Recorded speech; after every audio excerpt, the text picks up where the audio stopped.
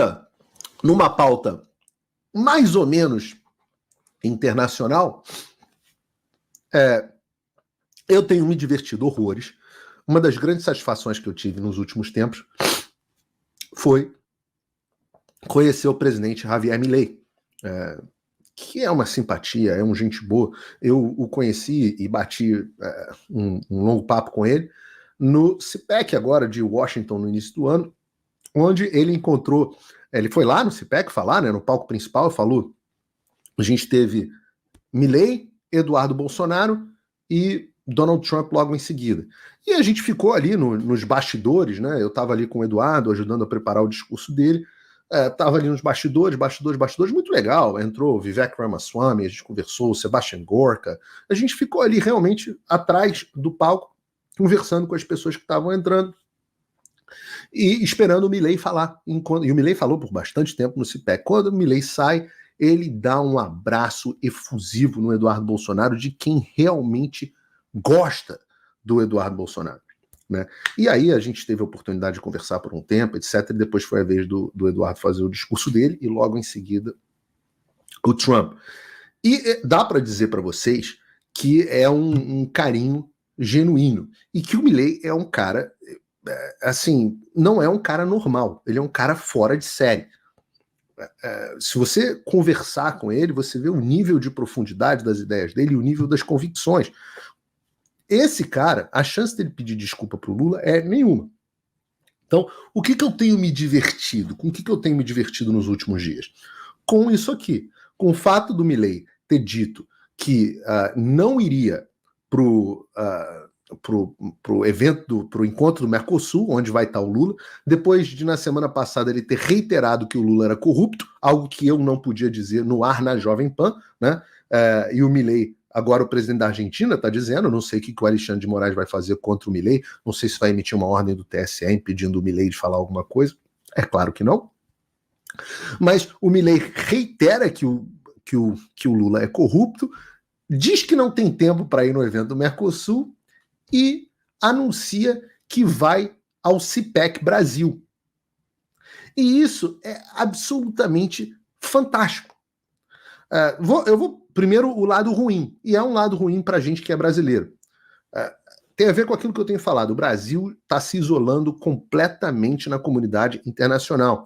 O Brasil é uma ditadura do establishment de esquerda, e o establishment de esquerda que, inclusive internacional, que deu suporte para que o Brasil se tornasse o que se tornou, que garantiu que o Xandão pudesse fazer o que fez, que endossou e deu os instrumentos para que o Lula, descondenado, voltasse ao poder, voltasse à cena do crime, como diz o Geraldo Alckmin. Esse establishment vive um momento de enfraquecimento, né? Quando o Lula foi eleito, nós estávamos ali com uma Argentina na mão da esquerda, na mão da dinastia Kirchner, né? Era um momento de facilidade. Os Estados Unidos na mão do Biden, que parece que, como a gente estava falando agora há pouco, tudo indica que vai sair da mão do Biden. A União Europeia na mão da esquerda, passou para a mão da direita. A própria França, agora passando, né? O namorado do Lula está lá em maus lençóis, porque a direita na França está se expandindo, e o Brasil vai ficando isolado. E é claro que isso nos entristece, porque nós somos brasileiros. A Argentina é o terceiro maior parceiro comercial do Brasil. O segundo maior parceiro, e que é o parceiro que sempre foi o maior parceiro durante toda a história, até o governo Lula, que é os Estados Unidos. Durante o governo Lula, o maior parceiro passou a ser a China, e a gente sabe que o Lula, com esse isolamento, vai acabar jogando o Brasil cada vez mais no colo da China. Por outro lado, o lado bom dessa história é o lado da importância da ida do Milei, que sinaliza essa aliança internacional da qual eu sempre falei, né? Essa ligação que o que se chama de direita no mundo inteiro está tendo. Então, você vê, a esquerda chega aqui nos Estados Unidos, Jandira Fegali, uma deputada do Partido Comunista do Brasil, é recebida dentro dos Estados Unidos. Lembra, os Estados Unidos é um país que já teve comitês de atividade anti-americanas para caçar comunistas dentro do Congresso. Já teve um diretor do FBI, o J. Edgar Hoover, que tinha como missão extirpar o comunismo no Brasil. Hoje, uma deputada comunista chega nos Estados Unidos e é recebida por um senador comunista, que é o Bernie Sanders. A delegação brasileira, esses caras têm com quem falar aqui nos Estados Unidos. Enquanto a direita não tinha ninguém com quem falar. Ninguém. E nós estamos agora vendo a aliança internacional na Argentina e, claro, vai se expandir para a Europa e, claro, nos Estados Unidos. E até o presidente Bolsonaro falou sobre o que aconteceria com a possível volta do Trump. Falou, inclusive, sobre se o Brasil terá ou não sanções com a volta do Trump, que é a grande pergunta que nós nos fazemos nesse momento. Opa, desculpe interromper o seu vídeo, mas desde 2022 eu continuo com as contas bloqueadas e o passaporte cancelado pelo Xandão. Se você aprecia o meu trabalho e tudo que eu faço pela liberdade de expressão, tem um lugar onde você pode se tornar meu apoiador com uma pequena quantia por mês.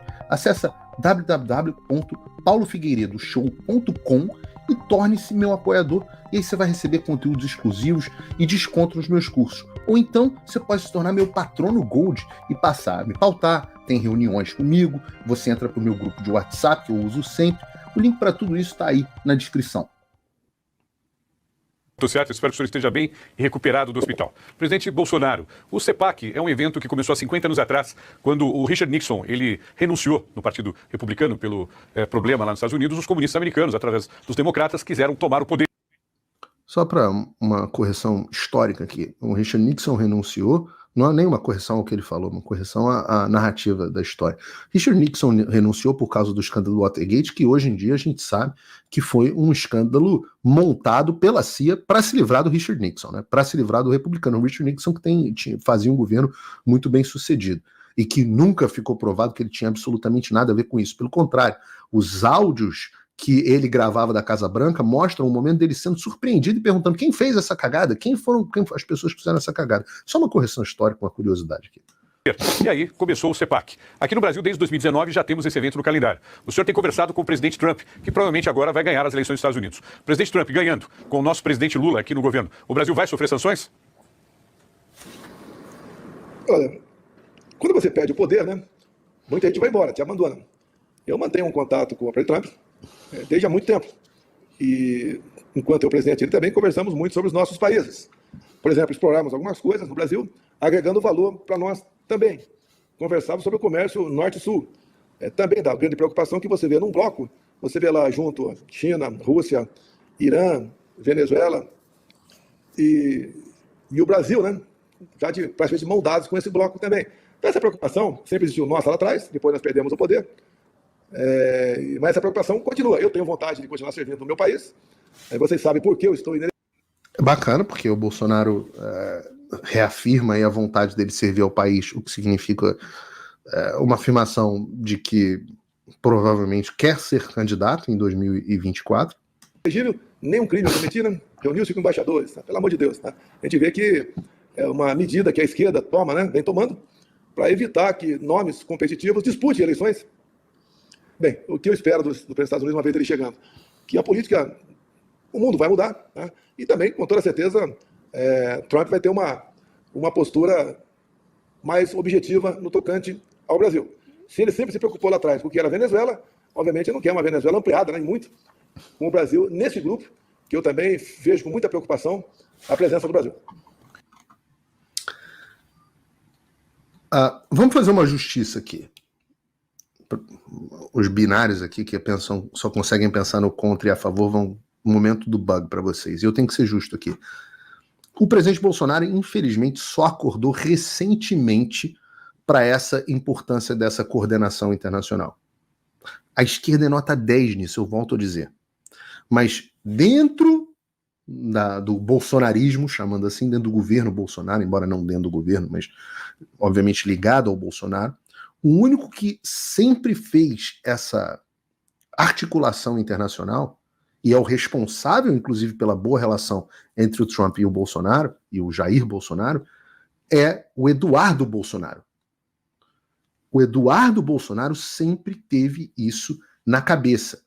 E eu achava isso o máximo, né? Porque eu nunca tinha visto isso. Eu vou contar para vocês uma história, acho que nem ele lembra disso.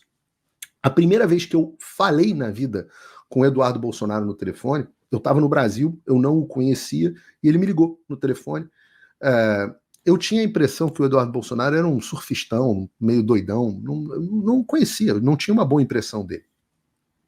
Mas também, obviamente, não hostilizei, ele me ligou em 2016. Trump tinha acabado de ser eleito mais ou menos em novembro, dezembro. O Bolsonaro, obviamente, não era candidato, mas queria ser candidato. E o Eduardo me ligou e falou assim, poxa, você pode apresentar o Trump para o meu pai, para o Bolsonaro, porque meu pai quer ser como se fosse o Trump aqui dos Estados Unidos, e acabou sendo em 2018. Naquele momento ele já estava preocupado com isso. Em 2019, na verdade, no final de 2018, em 2019, quando eu expliquei o que era o CPAC ao Eduardo Bolsonaro, ele se entusiasmou e levou o CPAC para o Brasil, alguns meses depois, com organização, inclusive do meu querido amigo Sérgio Santana. Um abraço aí para o Sérgio, que trabalha sempre muito duro para fazer o CPAC Brasil. Mas era o Eduardo que rodava o mundo. Era o Eduardo que rodava o mundo sem apoio de ninguém. Sem apoio de ninguém. Pelo contrário, foi muito criticado. E teria sido, eu sempre disse isso aqui, um tremendo embaixador do Brasil nos Estados Unidos. O Brasil teria dado um salto de relações caso o Eduardo tivesse de fato sido o embaixador daqui. O Nestor Foster, um embaixador adequado e tal, mas foi muito mais naquela linha de diplomata, etc, que eu confesso a vocês que eu não acredito mais. Eu acho que está ultrapassada, precisa ser resetado esse modelo de diplomacia de extremo insucesso. É um momento que uma profissão que eles são muito bons em trazer estabilidade, mas essa estabilidade acaba sempre levando o navio para o lado da esquerda. Quando você tem transformações, como você teve com o Abraham Accords, aqui os Acordos de Abraão nos Estados Unidos, você tem justamente com indivíduos que não são tradicionais da diplomacia. Eu acho que o Nassim Taleb no Skin in the Game explica isso melhor do que ninguém.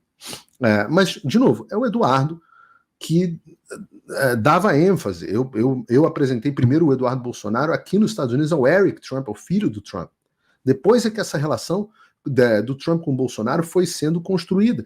Mas ainda assim, mesmo com muita receptividade do Trump ao Bolsonaro, etc, o Bolsonaro dava foco ao Brasil. Ele achava que o importante era focar no Brasil. Então, em 2023, quando o Bolsonaro já tinha perdido, aspas aqui, a eleição e estava aqui nos Estados Unidos, eu implorei para ele ir para o CPAC de Washington. Implorei. E ele foi. E foi maravilhosamente bem recebido, ele foi ovacionado aqui nos Estados Unidos. Os conservadores americanos amam o Jair Bolsonaro. O Tucker Carlson adora o Jair Bolsonaro. Gosta mais do Bolsonaro do que do Trump. Aliás, ele foi mais ovacionado do que o Trump aqui no CPAC de 2023. Né? Mais do que qualquer outro candidato republicano, qualquer outro nome republicano, deputado, senador, etc., o grande nome do CPAC do ano de 2023 foi Jair Bolsonaro. E eu tenho que dizer que, apesar dele, naquele momento, e acho que foi muito mal aproveitado, foi muito mal articulado, ele não teve nenhuma articulação aqui com os republicanos para contra-atacar o que a esquerda fazia com os democratas. Com moções dentro do Congresso, resoluções para condenar, para dizer que tinha que reconhecer o resultado das eleições imediatamente, com a pressão internacional, com o envio de agentes da CIA, etc. O governo brasileiro não fez nada. A esquerda tem uma reportagem extensa na revista Piauí de como a esquerda fez essa articulação internacional no Congresso, extensa, na revista Piauí, é uma confissão. E o embaixador brasileiro, de novo, Nestor Foster, se eu não me engano, na época, sequer sabia do que estava acontecendo, de tão desconectado que era o governo brasileiro. E eu falo isso porque eu gritava para que a gente tivesse uma articulação internacional melhor. E foi justamente essa articulação internacional, eu digo para vocês, se houvesse a articulação que existe hoje, ou que deve passar a existir amanhã, Lula não seria o presidente do Brasil. E Alexandre de Moraes não teria feito o que fez no processo eleitoral. Quem garantiu tudo isso foi a articulação internacional da esquerda, principalmente com os Estados Unidos, que inclusive ameaçaram os oficiais públicos brasileiros, inclusive militares, para não contestarem os trabalhos do Alexandre. De novo, nenhuma teoria da conspiração aqui, reportagem do Financial Times, menina lá da Globo, esqueci qual é o nome agora, acho que Natuza Neri, uma dessas, que é a mesma coisa, tirando onda lá no blog dela a respeito disso. Mas eu acho que a direita brasileira caiu na real. Eu acho que o próprio presidente Bolsonaro mudou a postura dele da água para o vinho. Mudou, o que é fantástico. O que é fantástico, porque eu tive o privilégio de conhecer bem as duas figuras e lidar com elas. Eu acho que eu talvez conheça o Trump um pouco melhor do que eu conheço o Bolsonaro. Tive muito mais vezes pessoalmente com o Donald Trump do que tive com o Jair Bolsonaro. Embora goste pessoalmente muito de ambos. O Trump é um cara muito autêntico. Se ele não gosta de você, é na lata. Se ele gosta de você, é na lata. Isso é muito parecido com o Bolsonaro. Isso é muito parecido. E eu já testemunhei tanto o Bolsonaro falando com o Trump, tanto o carinho do Trump vendo o Bolsonaro falar com ele, quanto o carinho do Trump ao falar do Bolsonaro quando não estava com ele. Ora, eu sempre conto aqui, não sei se já contei essa história, mas se não contei, acho que não seria nenhuma inconfidência contar. Nesse último CPEC, esse agora de 2024, eu estava ainda não nos bastidores lá com o Eduardo Bolsonaro, eu estava numa área, assim, uma área reservada, uma área VIP, digamos assim, e a gente estava discutindo os detalhes do discurso dele e tal. Só estávamos nós dois, toco o meu telefone, e quem é? É o Jason Miller, principal assessor do Donald Trump, a quem o Alexandre prendeu no Brasil, ilegalmente, quando ele foi no CPEC do Brasil de 2021. Alguém que está muito por dentro da situação do Brasil. O Jason Miller me liga e fala assim, Paulo, onde é que você está? Aí eu falei assim, eu tô com o Eduardo Bolsonaro aqui no Silver Lounge, no Salão Silver. Estava vazio, não tinha ninguém. Lá fora tinha uma fila gigantesca de umas 50 pessoas para falar com o Trump, deputado, senador, nego militar fardado, general, todo mundo na fila para falar com o Trump, só para encontrar e cumprimentar. O Jason virou para mim e falou assim, olha, POTUS, que é o President of the United States, quer falar com vocês agora. Aí eu falei, sim, senhor, Eduardo, o Jason tá querendo que a gente encontre o Trump agora. A gente parou o que estava fazendo, o Jason veio buscar a gente no Silver Lounge, passou lá por trás, furou a fila inteira, entrou, e o Trump viu, falou comigo, olhou o Eduardo, segurou na mão dele e falou assim, eu quero saber como é que tá o seu pai. Eu só quero saber como é que tá o seu pai. E com um carinho e uma preocupação totalmente fora do necessário. Eu só quero... E aí eu nunca vou poder dizer o que ele... Eu posso dizer o que o Eduardo disse. Falou assim, olha, meu pai tá muito bem de saúde, o Bolsonaro estava até no hospital naquela época, mas ele tá bem, teve uma obstrução, mas faz parte da facada que ele tomou, vai melhorar, etc. Mas eu posso dizer que politicamente a situação não tá boa no Brasil. E aí a gente relatou o que estava acontecendo no Brasil, eu nunca vou poder dizer o que o Trump disse, né? Mas eu posso adiantar o que o Eduardo tornou público, que é vai dar merda. Vai dar merda. Essa é a resposta que o Bolsonaro, o Jair, talvez devesse ter dado no programa do Faroeste. Vai dar merda. E eu já disse aqui, mesmo que o Trump não vença, e parece que ele vai vencer, mas digamos que venha a cartada Michelle e tal, alguma coisa assim, ou que as eleições não sejam como a gente espera, é quase certo, ou a probabilidade estatística de que os republicanos tenham a maioria no Senado é gigantesca. e é o Senado que controla a política externa dos Estados Unidos. Um senador em comissão tem um poder inestimável, inclusive por isso que eu tenho me esforçado tanto para que a gente trabalhe mais no Senado a partir de agora. A lei de repressão transnacional, que vai ser apoiada, eu já falei aqui no programa, com apoio bipartidário, ela por si só, porque ela obriga o presidente a tomar atitudes contra oficiais de governos estrangeiros que fizerem repressão política dentro dos Estados Unidos. A gente já documentou amplamente no próprio Congresso a atuação do Alexandre de Moraes nesse sentido. É batom na cueca. Nem precisaria do que vai ter, que é o Brazil Freedom and Democracy Act, que eu disse para vocês que vai acontecer, continuo dizendo que vai acontecer, eu não sei exatamente a linha do tempo, mas eu tenho, diria, 98% de certeza que até a posse do Donald Trump, o Brazil Freedom and Democracy Act já vai ter sido apresentado, vai ter apoio de muitos deputados, alguns deputados talvez até do próprio Partido Democrata e certamente, ou muito provavelmente, o endosso do próprio Trump. Então a resposta que o presidente Bolsonaro não quis dar, talvez de forma tão explícita, e eu tomo a liberdade aqui de dar, é claro que o governo brasileiro e os agentes públicos serão sancionados se o Trump voltar. É evidente que serão. Mas eles podem ser sancionados, inclusive, mesmo que o próximo presidente seja democrata. O que tira o Brasil dessa enrascada? Se o Alexandre sair, se os inquéritos ilegais forem encerrados, se os presos políticos forem anistiados ou seus processos forem anulados, que é melhor do que do que a simples anistia. Ora, ontem eu conversei com vocês, alguns de vocês viram, porque eu transmiti nas minhas redes sociais do exterior, então só viu quem estava usando VPN. Eu fiz uma entrevista em inglês com a maior especialista em Interpol do mundo. Chama Michelle Aslan. Eu fiz uma entrevista de mais de 1 hora com ela, em inglês, que vai ser depois, posteriormente, dublada por inteligência artificial para português.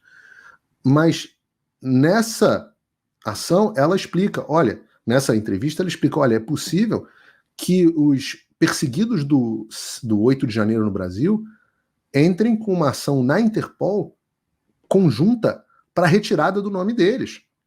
E o Brasil pode passar a ter o status que países como a Venezuela têm, onde quando chegam ordens para ser colocado na lista do alerta vermelho, os nomes passem a ser ignorados. É possível, inclusive, que eu faça um crowdfunding nessa direção para poder pagar essa advogada para esse apoio acontecer, para essa ação acontecer. Isso é uma coisa que a gente vai discutir nos próximos dias.